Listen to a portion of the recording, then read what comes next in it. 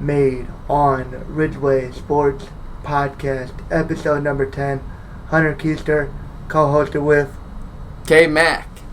Back with the episode number 10, made on Ridgeway Sports Podcast.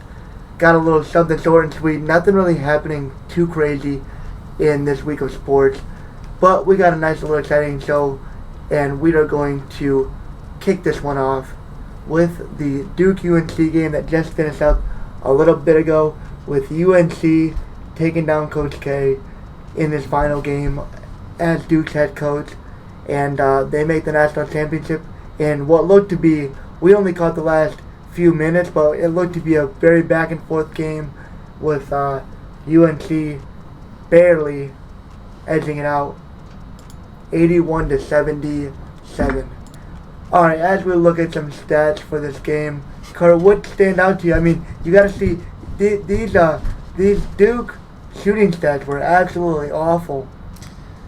Yeah, I can't disagree with you there. What stood out to me was Caleb Love for UNC, that second half takeover.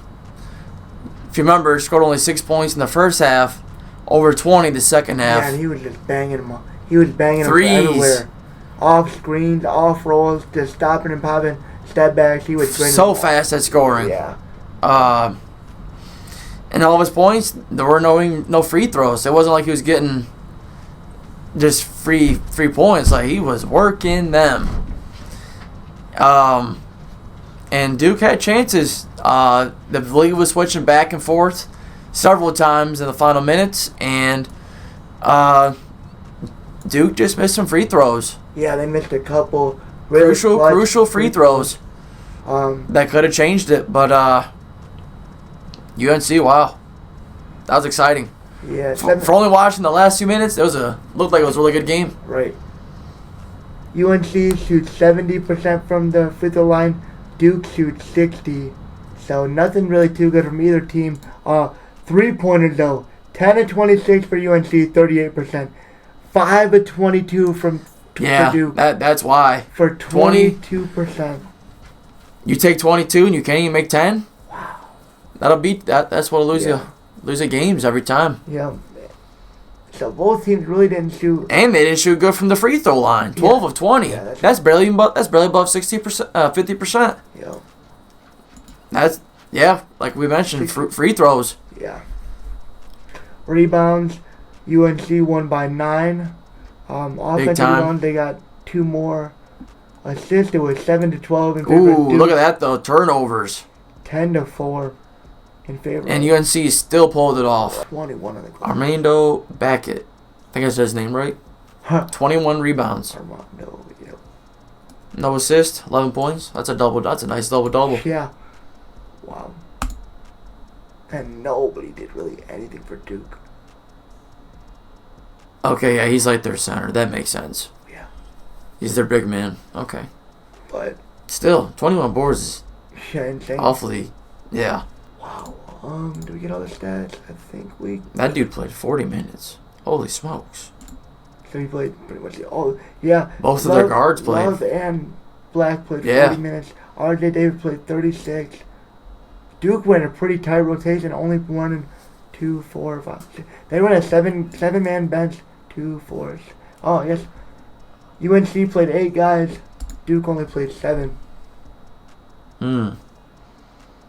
So almost other. I feel like when it comes to big games, though, you don't really go too deep into your bench. Yeah, that makes sense.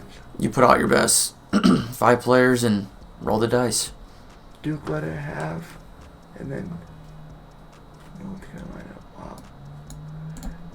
Crazy. Great game. Looked like a crazy game from start to finish. Unfortunately, we were at Chick-fil-A. We were running a little bit behind. Yeah. Just to say the least. Crazy day, to say the least. But we're going to jump into what we did today, as Curt and I traveled to Ann Arbor and we watched the spring game. So we are just going to give you guys both of our top 3 performers from today's spring game. Michigan did a maize versus blue spring game with the blue team coming out on top, which was surprising because to me it looked like the yellow team or maize. The maize team was superior. But all the best players were just on the bench. Yeah, that's what it was. They didn't really play too much of their starters, which is smart. Can't blame them. Would hate to see somebody get injured in a spring game like that. So let us as the fans see them a little bit and then take them right out. I think it's smart. It sucks because we want to see JJ and we want to see all these guys, but wanted to. Yeah, we need it. We need these guys to be healthy for the season. Forget a little spring game. But Curt, I'll let you go first. Who is your top 3 performers from this spring game? Oh man, where do we start here? I'm gonna say if I had to pick 3 players. I never remember that corner's name, but I liked what he did today. I cannot remember his name. Turner. DJ Turner. Yep. Okay. I thought he played all right because we just have too many receivers to line up against. So if he's able just to kind of take some good steps from last year, solidify one side, I think that'd really help. I liked him today for sure. Yeah. Made some nice pass breakups. I don't know. Trying to think. It's just kind of hard because the game was so weird. So many different players were in there. Yeah. It's kind of hard to get a good read, honestly. All right, I would say my second player that stood out to me from the spring game would be Davis Warren, the quarterback for the Mays team. Played really good, 12 of 23 passing attempts, 175 yards, and had some good runs too. QB powers. But this is a battle for the QB3 spot, so I would say he played pretty solid and outperformed the other quarterback for the blue team, Alan Bowman. Más o menos. So, I'm going to go with 2 guys that stood out to me. Okay. As I'll take it over, I'll start with my first one, and it was definitely Darius Clements. Curt thought the same thing as well. He played very well. Curt, do you have that stats pulled up? 10 targets. 10 targets. He got targeted 10 times. Wow. 3 receptions. And 53 yards. 3 receptions, 53 yards. That's not too bad. 35-yard touchdown. Yeah, yep. And he had that really nice catch for a touchdown. So he gets targeted a lot. I think he's going to make a lasting impact in his freshman year. But he definitely balled out for us. So he will be my the first star player I'll give out. The next one, real quick though, where would you think he would slide in?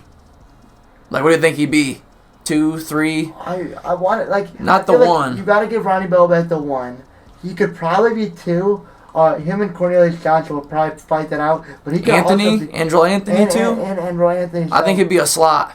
He could be a slot, but I think he play Anthony in the slot. That's what I was saying. And then play Clements and outside. Clements and Bell. Because he's big, 6'3". And Cornelius. So you got a lot of weapons. Speed. And a lot of speed on offense now. But Dunlap was my second star. Tevion, I believe his first name. Maybe? Dunlap. I believe so. I know it's Dunlap is his last name for sure. He's not very fast, but he was quick with his cuts. The holes that he had, he got in the holes and he kind of made some people miss. Some nice cuts, made some people miss. He showed off his power as he could trunk some people and his little burst of speed on some runs. So I thought that he'll be that third complement back, like Corum was his freshman year, and he could also take.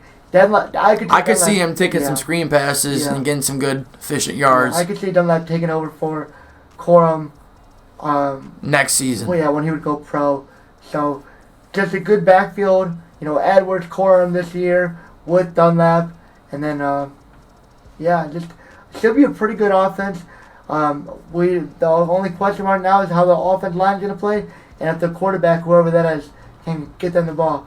But that's another question for another day. So we got Clements, we got Dunlap. For my third and final player that I thought had a pretty good game, that will be A.J. Henning. He had, what was it, five receptions for 32 yards. So, great to see him with the ball in his hands. He's a guy that, when he gets the ball, he makes plays, and on end around or in space when he's catching the ball, he can go up and get him. He can, he's got pretty decent speed to run the end around and stuff like that. So this offense looked pretty explosive, and when they're all together and playing at a high level with a good quarterback, they can really do some damage this year, I think. So A.J. Henning will be my third player, and that will do it for our coverage on the spring game, as once again the blue team did win. And we will now jump into our worst to first weekly NFL division. This week we will be covering the NFC South, which is the Buccaneers, the Saints, the Panthers, and the Falcons. As 3 out of 4 teams lost out on Deshaun Watson, they were all in the running, and then here come the Browns to steal him from the Falcons. Thank God, because it looked like it was either them or bust. So thank God they at least stole him away from the Falcons, because Saints are gonna play him twice a year now. Yeah, that was wild how that all went down. That's for sure. Right. Curt, I'll let you start with your worst to first. All right, for this season, for fourth place, I have the Atlanta Falcons. I like them at 6 wins. Very porous defense. Probably one of the worst defenses in the league the past couple of years. You can't even argue that. They lose a solid veteran in Matt Ryan. Is he MVP, Matt Ryan? No, but I would still take him just for a year or two if you needed a quarterback. So they lose him. They get Marcus Mariota, who is, I guess, I would say very independable. He can't really stay healthy and has been a Raiders gadget backup player the past few seasons. So, with Marcus Mariota coming in, Calvin Ridley is suspended this year for betting on NFL games. So, who do you have at receiver? Really, nobody. You have nobody at receiver.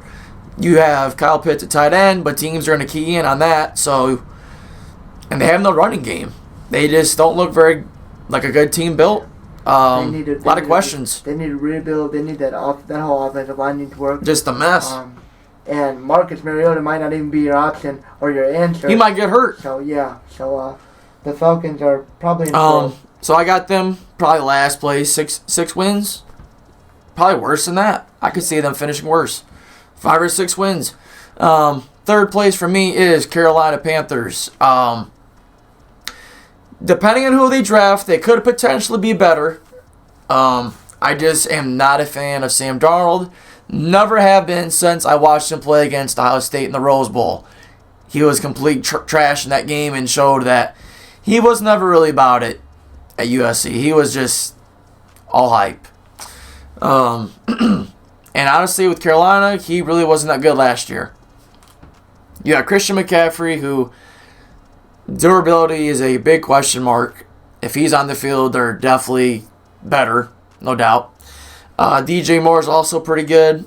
He's underrated for sure. So they got offensive weapons. It's just Darnold is not the guy to get them the ball. So maybe they'll draft somebody. Who knows? And on defense, they got a solid defense. I think Stephon Gilmore's a free agent. They got J.C. Horn, but I think he got injured last season, if I'm not mistaken. And I like Brian Burns on the edge. He's underrated for sure. So I got them finishing third. I'm going to say 6 or 7 wins. I'd say is pretty safe. Could be worse, but I like 6 or 7. It's just Sam Darnold is just not that guy. He's not that guy. For my second place team, I have the New Orleans Saints finishing second. I like them at 9 wins for sure. Pending even with Winston, I don't know if he's going to be ready for the season. The players always say they are, but will he actually be ready? I don't know. So with him, at one point, they were 5-2 last year. And they really managed him well. Like, they didn't really let him sling it too much so he wouldn't be throwing interceptions. So they kind of kept him under wraps. Really conservative, but 5-2 is 5-2. Hard to argue with that. He got hurt, though, and then after that, their season changed. So I like him. I like them at 9 wins. Solid defense still. Not sure who they're going to draft. They could draft a quarterback. I don't know who's going to be there, though. Yeah. That's the biggest question. Who will plunge early? Yeah, 18's going to be. So I like the Saints at 9 just because the rest of their team I feel like is honestly solid, except they did lose their safety, so we'll see. But they're still a solid team. They're definitely better than Atlanta and Carolina to me. So I like them at 9 wins. And Bucks, yeah, I'm not going to really argue with that. Tom Brady's back. Chris Godwin will be back. We'll see if he's healthy and ready to go. But Tom Brady is still looking good. Still looked good last year. Led the league in yards. Obviously, with attempts that comes. But still playing that good at 45. Just hard to argue with. And if the rest of their team can kind of catch up, I feel like they could definitely go to the Super Bowl this year. So I like them at 12 wins. If they come into the playoffs healthy, I feel very confident in saying they'll go to the Super Bowl. So I like them at 12 wins. Shaq Barrett's there. Levante David, Devin White. They can kind of get their secondary a little bit better shape. I feel like they could really be good, honestly. They promoted within Todd Bowles from D coordinator, who was a very good defensive coach. Todd Bowles is the one who exposed Mahomes, when you think about it. Mm-hmm. He started playing cover 2. So over the top, it was covered, and Mahomes was just used to throwing over the top to Tyreek. He wasn't patient enough to. This whole year for him was just adapting. But back to the main thing.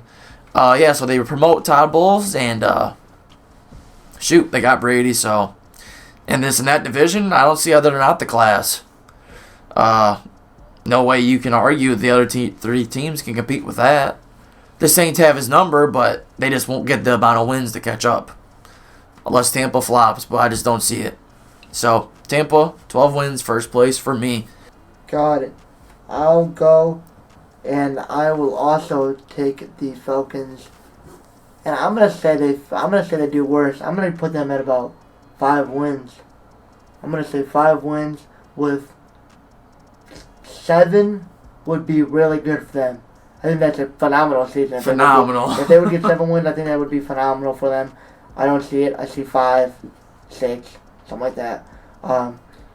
Mariota's gonna. I want to see Mariota be good. He finally got another chance. I hope he can stay healthy, just so he can show what he's got to offer somebody. Kaepernick could be also a piece to watch out for, with him training at the Michigan spring game today in front of some NFL scouts. So you don't know, he could come back into play at some point. Someone might get hurt. Who knows? Yeah. It's crazy. But the Falcons, no Ridley, lost Julio Jones already. They have Kyle Pitts, but that's about it to throw the ball to. Their running game has been lackluster for almost forever.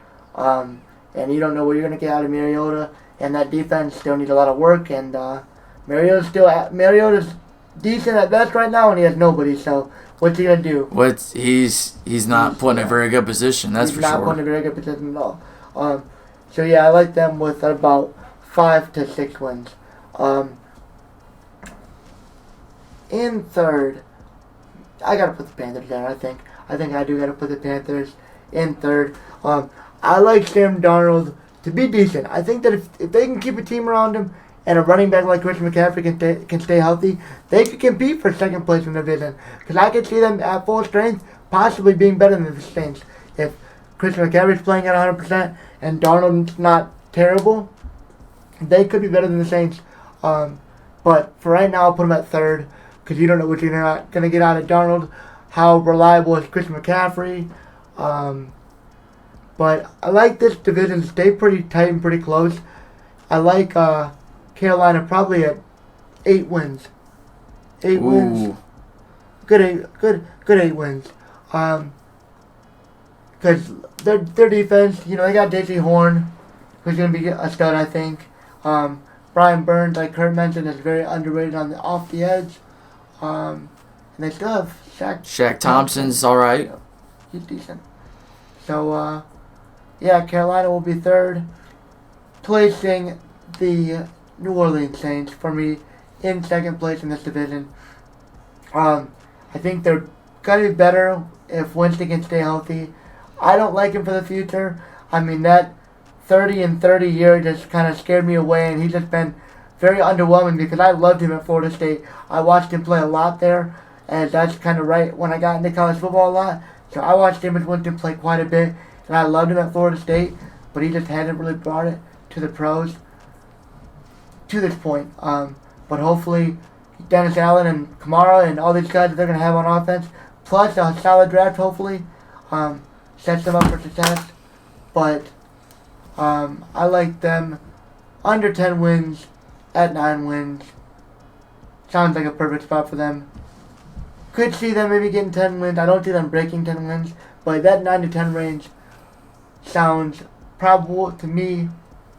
And I can't bet on my boy Brady came back.